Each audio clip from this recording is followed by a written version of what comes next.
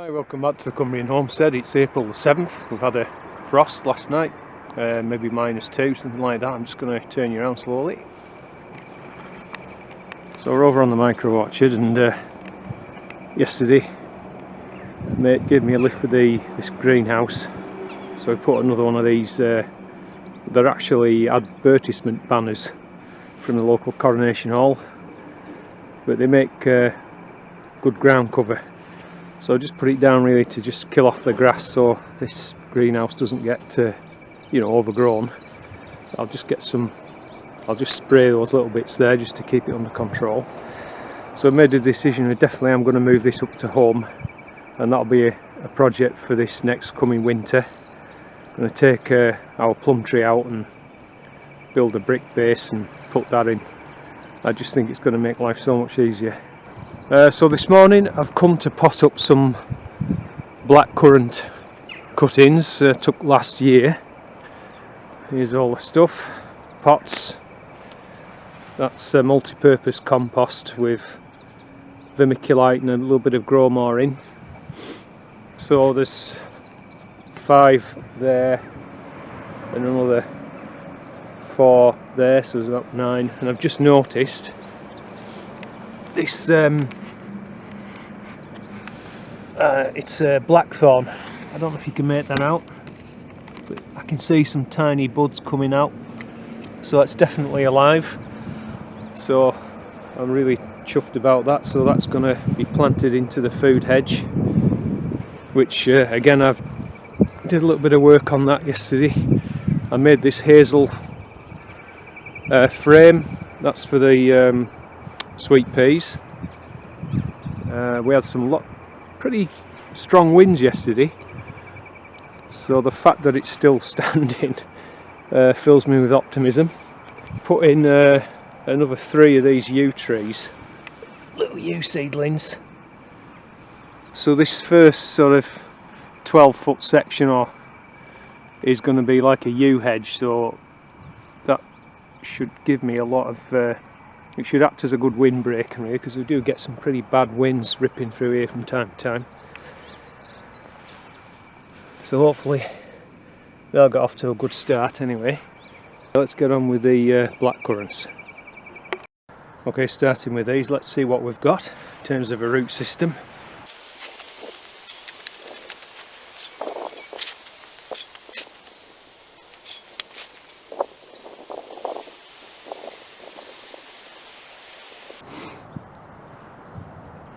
So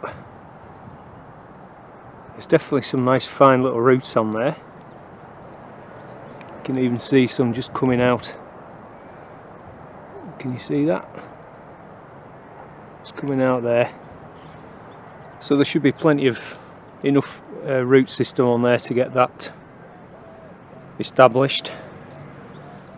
Let's see what the others are like.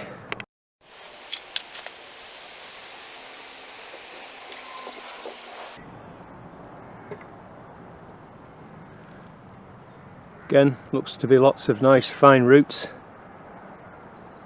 That should make a good plant.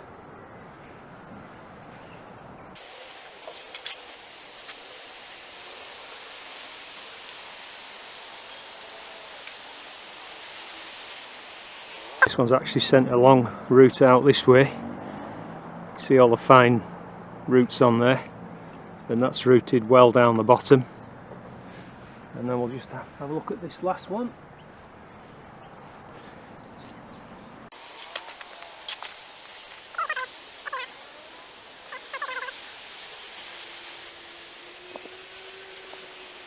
So we've got a good system on that one as well.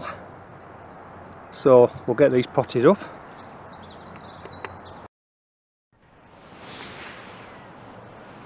So for something like this one, that's the deepest pot I could find. So I'll probably just rub those top roots off. It'll be alright.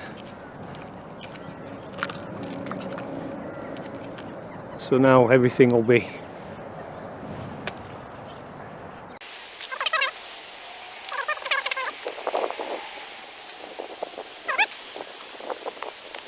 So leave a space at the top for watering.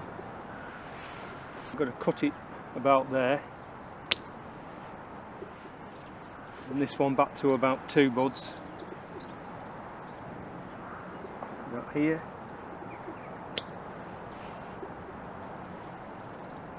There's a little bud there, I'll leave that one on.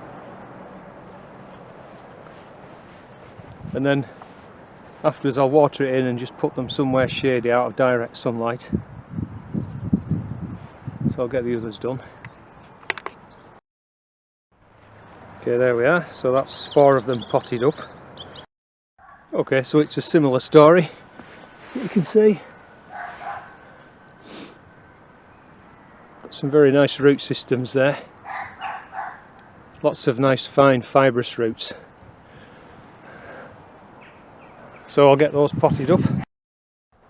So there we go. 9 new blackcurrant plants, all for free. I love taking cuttings of plant propagation. Okay, so the next thing I want to turn my attention to is this blackthorn. I mentioned it before, I could see some little green buds breaking out. So I want to get that up now and see what kind of root system and get that planted into the food hedge.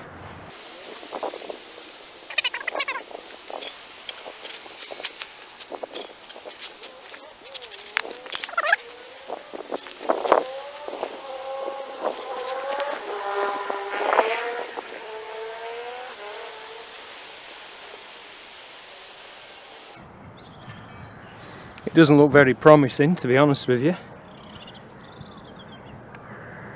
It might be just residual sap that's left in that's causing that to shoot out. You can see the little green shoots there.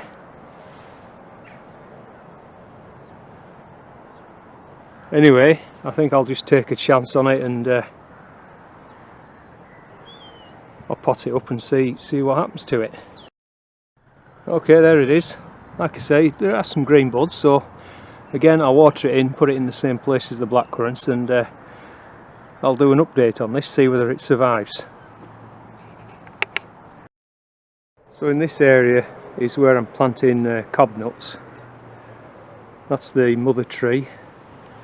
That one was a layer, and that one there was a layer, which I just planted that yesterday. And down here, just show you, just here is where I took another layer. So what I'm going to do now is dig that up and see what sort of root system we've got on that and get that one potted up. Right, let's see what we've got. Just shift this camera angle. The stem was weighted down with bricks just to keep it connected to the soil.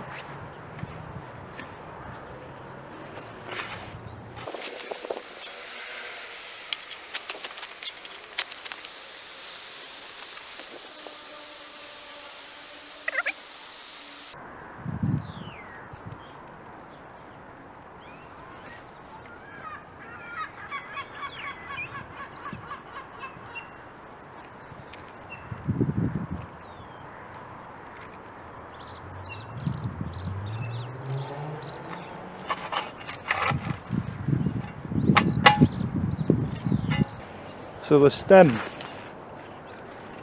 was bent down. I scraped the underneath of the bark, made a little trench, bent it down into the trench and backfilled with soil and weighted it down with a brick. And you can see it sent out quite a nice root system. So now we just need to sever that from the mother plant.